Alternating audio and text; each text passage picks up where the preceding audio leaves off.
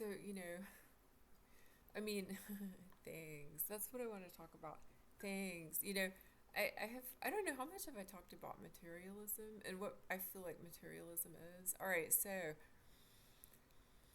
our dad really discouraged what he called materialism, and what I think of materialism, what I think that is putting things over people. Things are more important than people. I mean, material culture, of course, that's important. I think about when I had some stuff in storage after I had moved out of the house in Slater, and I saw a neighbor, well, she's kind of a neighbor, who teaches middle school social studies, and I made some, I don't know what the dialogue was exactly, but I had a butter churn that had belonged to one of our great grandmothers, and she said things don't matter. And I thought, well, I mean, if your house burned down, and I mean, I don't want that to be taken the wrong way. If your house burned down, you might think a little bit differently. If you lost everything, you might think differently.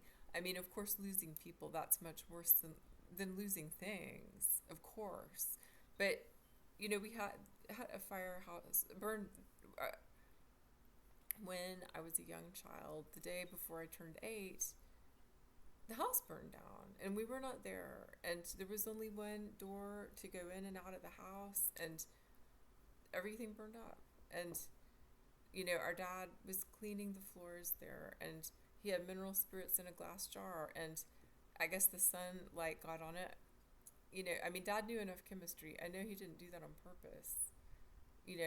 Mineral spirits are combustible, so is linseed oil, even in a rag. And sometimes that's used as a solvent in painting art paintings. All right, so, and probably also other kinds of painting too.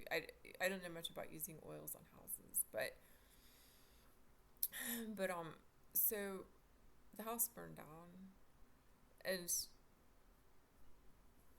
it was traumatic, and do I need to talk about what all burned up? I mean, our dad didn't, and that's what matters. Our dad did not die. You know, our belongings were burned up. I had stuffed animals. I had little stone fetishes that, things dad had traded for at shows and things like that.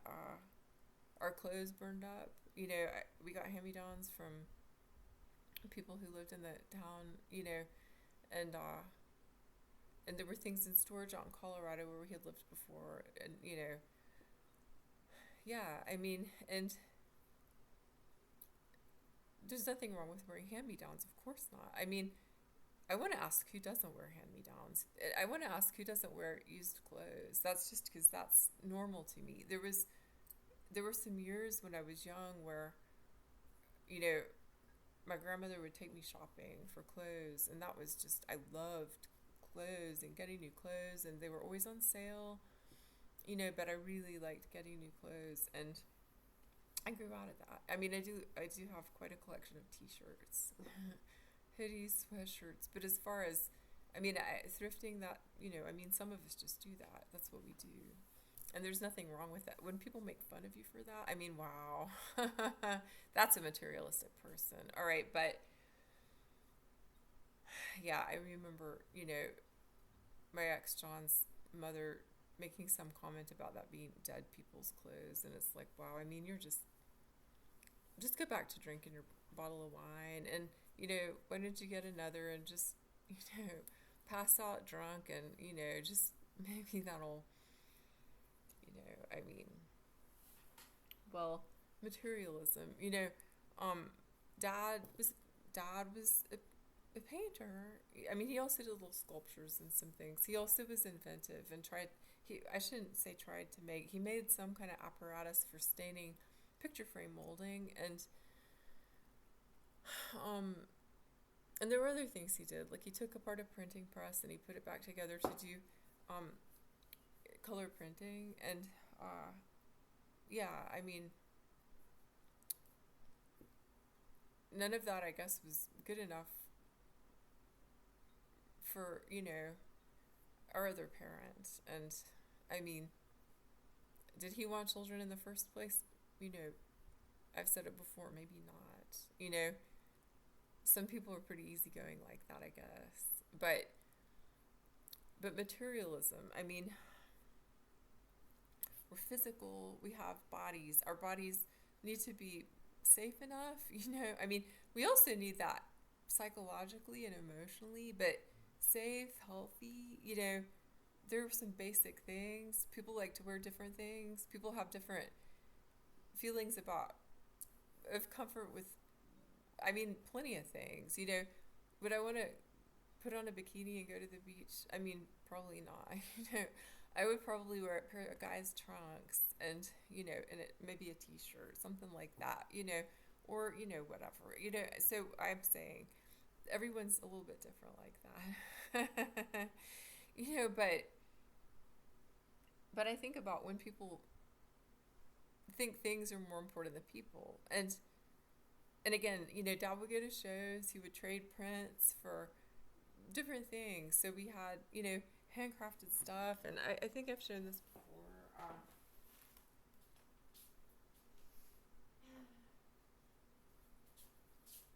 Here, this, I can say that this is the piece of pottery that maybe you want to become a potter. And I remember going to shows with Dad in Atlanta when I was a young child, and I remember a woman telling me to get my hands off her potter's wheel, Well, that didn't keep me from wanting to make pots, and I got to do that for a while. But yeah, this is the pot. This is the pottery. The piece there might have been four. It was a set. The handle is broken off.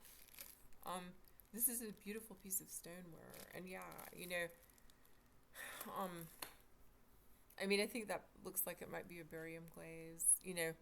Uh, there's a chip right here. Does that mean that it's not any, I mean, does that make it less beautiful? Not to me. I think this is a really beautiful pot, and I've got some Palo Santo in it, and I'm going to put it back because I don't want to drop it.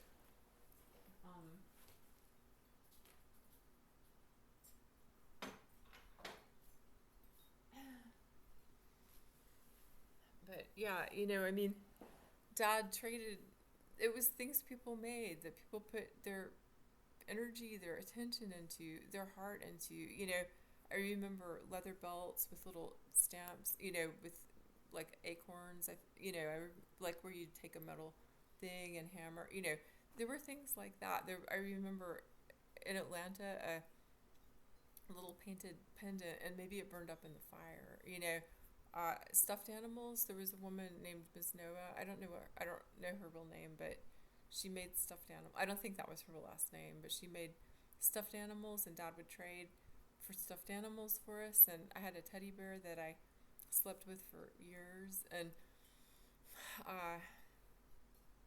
got made fun of with a, like that bully in Colorado. There were Christmas tree ornaments that Dad traded for with our names and birth, like the year and things like that for at least a year or two. And that's the way that I grew up. That to me that's cultural. And a person could say, yeah, bartering is cultural. All right, so who is bartering cultural to? Well, I guess that varies some, but we moved around. Dad bartered, our mom's parents helped with other things, and when I think about our grandfather and the poverty and all that, I mean, it really, wow. And I don't guess that everyone is going to really want to understand that or to care, because to some people it's just things that matter, and having things, and thinking that there's no limit to things and obtaining things and replacing things, and people don't matter unless people can be used. All right, so materialism. Again, to me, materialism is, this thing is more important to me than you, and if you start to think about this and you think about things being traded for people, well, actually, one of the things that we used to have around were African trade beads. So, and what all were trade beads used for? There were some real pretty, kind of long, not quite Miliafori, maybe. I don't think that it's something like that, really, really pretty, and there's no way to replace those, but if you think about people being traded for things, I don't know if that's ever what they were used for, but That's a real serious thing. You know, think about in a relationship, someone gives you a ring to hold on to you as a person. I'm giving you this beautiful thing. And of course, it's not said in these words. Here is this beautiful thing, and now you are bound by this beautiful thing, or this thing that I'm saying is beautiful, and that people think it's beautiful because look at all the shiny things that come off of um, I mean, that happens, and it's strange to me. I don't understand a person choosing that kind of any kind of bondage. I think we actually are born, many of us are born into bondage, but a person choosing the bondage of materialism, oh, I got a pretty ring, so now no matter what, I'm not, I'm not giving that up. I want this pretty ring. Or maybe that person does decide, I don't want that person anymore, but I still want this pretty ring. And then, well, there might be fights over it. I mean, I could talk about a guy I knew in South Carolina that was pretty unhinged for a while and was going through a divorce, and wanted the Victoria's Secret lingerie that he had given to his wife, who was becoming his ex-wife. And yeah, that was, I mean, I was like, she probably threw it away. And I mean, he was just being real aggressive about it. And it's like, I mean, all right, well, I mean, there's some emotion there, I mean, that's terrible. I mean, really, just wow. But anyway, yeah, but things, transportation, a person needs to be able to get places, adults tend to need to be able to go places, and that could be, transportation can take different forms. Shelter, housing, people need that, and it needs to be good. I mean, I don't think I should say good enough. I mean, I could say good enough. It needs to be good enough for people, that it's comfortable to people, and that varies by person to person too. What is comfortable to you? What do you need? What do you not need? For me, the kitchen sink, the handle broke at one point, and I was so thankful the water wasn't on when the handle broke. And I just left it that way for like a year and a half, and I went and got water out of the bathroom tub, and I filled up a plastic container and kept it next to the sink. And that's the way I washed dishes and stuff, was with a plastic container next to the sink that I filled up with water from the bathtub down here. And then I think the hot water heater needed to be replaced, and there was something like that. And then, or there was something like that. And then when the plumber was here, it was like, all right, I mean, sure, we could replace that. And I went and got a thing, a faucet, and I mean, didn't cost a lot to get that, and then now there's water in the kitchen, and I almost felt kind of bad at first. Well, I actually have running water in the kitchen now. I mean, I can live without it. If someone had visited who really likes running water in the kitchen, they might have been kind of off put by that. And I have talked about how, I suppose it's going on 2 years ago. I had tried to make this place nice enough for people to stay, to come visit, for a holiday or whatever, because it was kind of bare bones. I mean, I guess I'm an artist, and I moved down here without many pieces of furniture, folding tables and things like that. The chair I'm sitting on, I've had for, since 1995 or so. There are two chairs like this. The table is now not in real good condition because I have plants on it, and I'm not always as careful as I could be watering them. But it's been moved around a lot. I mean, I got things to make it more comfortable for people other than myself, because I was okay enough. I mean, the whole thing of being here has not been that pleasant. And I was thinking about earlier, when I went out to CVS and coming back and walking back up to the house and possibly smelling fumes. I mean, I smelled something that could have been crack. There's crack smell very often, out there. But, I chose this place to take the least amount from what our grandparents left for the family. And instead of people appreciating that, it's like I'm not a person even more. And again, materialism. I mean, I have my brother that I always am exempting from anything I'm saying like this, because he's not like that. He's normal. People need stability. new clothes, that's not a bad thing if someone buys new clothes. I mean, but there's with it's confusing with, I think with some of my brothers, I think it's more like that sort of not materialistic thing, and it's just confusing. It's like, I mean, what happened? What happened? Because when we were growing up, our grandparents tried to give us what they didn't have, and also sometimes just things for fun. Like, I remember these helmets one holiday that had like a siren on the top, and I'm sure Papa thought it was pretty funny. Like construction helmets, and the siren thing made a whole lot of noise, and I mean, I think that I think they enjoyed doing those things for us when we were children. I mean, if they didn't, it was really nice of them to do those things. Clothes, toys. I mean, clothes were the biggest thing for me. There's a picture of me holding a doll that they gave me one year. That might have been the year that the house burned down. And I mean, a big, like, rag doll. But yeah, so I just wanted to talk about that for a few minutes. I'm not ever going to understand when people choose things over people, when someone says this matters more than you do, but there is history in that. And how do we get people to look at that history? Can we use material culture to help people look at that history? And can we help people look at that in the present? Because a lot of times, if you think about school kids going on a field trip, sometimes things seem to be so far in the past. And a child does not need to be shocked. A child does not, disturbing a child is not a real good idea. Causing distress for a child is not a good way to teach.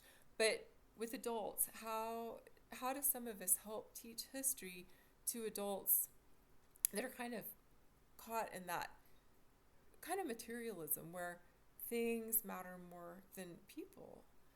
This is really important. I mean, I find it, I think about the pendant that was sent to me last week, and opening it, and I made a video showing it, or two actually, and it's like, is this gonna make me feel bad when I open it? And I mean, did it? I'm gonna say it's confusing to me, because I think we speak such different languages, and we have such a different, I don't know, a different way of living. Someone that says the past doesn't matter, that the history doesn't matter, that whatever thing that was quoted to me, the past is history, the future is a mystery, the present is a present, enjoy it. That is an asshole thing for anyone to ever say. I actually get pain in my head saying that. I mean, that is rude, sarcastic. It comes from a brutal place. If we do not pay enough attention to the past, we're going to keep doing the same harm that's been done. People don't understand, or taught to not understand, there's continuity. And sometimes that is about identity being cut off. People living in such poverty that, I mean, and also I will say this, how long have people actually identified themselves culturally? I am this, you are this, we are not the same. I mean, that is, how new of a phenomenon is that, where there's exclusion and conflict based on the way people identify. That's, I'm going to say, something more than dangerous. But what I wanted to say is that, people exist and hopefully are living and doing okay. And is there a need to say, I'm a this or I'm a this? So I feel like I can feel like I would love to be able to say I am, this, that, or the other. And I was thinking earlier about how I said, I don't think I can say I'm Native American. I'm not tribally enrolled. But I think about our grandmother telling, our mom that her grandmother was American Indian, but people didn't talk about it because people were ashamed of it. So does that mean I can say I'm American Indian? Well, I mean, what do I say? I'm a person. And do I wish people would care? I think there are people who care, and also who, I think, where we share this dilemma of being thought of as less than. And what we really have to do is turn that around, and not so that people that are doing that think that they are less than, but so that people doing that get a real strong message about the wrong in those attitudes. All right, I wonder about how to do that. And that, I'm going to say that's probably a struggle over generations, and yeah. So anyhow, I just thought I'd talk for a few minutes about that. Material culture, yeah, I mean, there are things.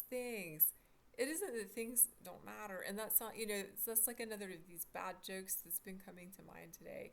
Matter and things matter, like, solid, solid, liquid, and gas. All right, but material culture, is significant. It matters, and sometimes people's material culture is taken. Sometimes it's destroyed. Sometimes it's appropriated. Material culture also can be shared. It can give you so more than like clues and hints about the past and about where you come from. And when a person doesn't care, it's like, I don't care, I'm here now. And, well, I mean, a person living like that can do a lot of harm. I suppose there's something about living enough in the present, of course, but we always need to be thinking about the past, and we always need to be thinking about the future. We need to be keeping those in mind while we live in the present. I mean, I think about someone that talks about there maybe be no such thing as time, and I'm like, I mean, I have such a hard, please, I'm not going to go there because I've already experienced so much mind fuckery, and I know that's not your intention, but I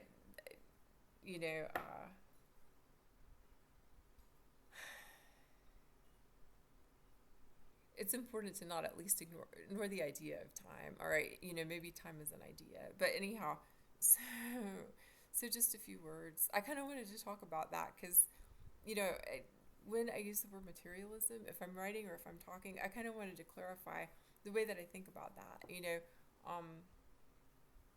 If somebody were to come and say, I like that, I want that, can I have it? I mean, I might say yes or no. In the past, would I have said yes? And, I might have. But now, I might say no. But, with what I was sent last week, what would I say? I mean, I don't even know what to think. I mean, I feel overwhelmed because there is this item that, and I don't think in terms of symbols. Would a person say it's a symbol? It's, I just don't know. It's hard. It's hard to think of that as a substitution for love. It's hard to think of that as an expression of love. It's painful in a weird kind of way. It's confusing to me. I don't know when things started mattering so much, because growing up in our family, it was colorful. It was, I could say, demanding. I mean, maybe creativity was our babysitter, but yeah, well, I just thought I'd talk about it. And, thanks for listening.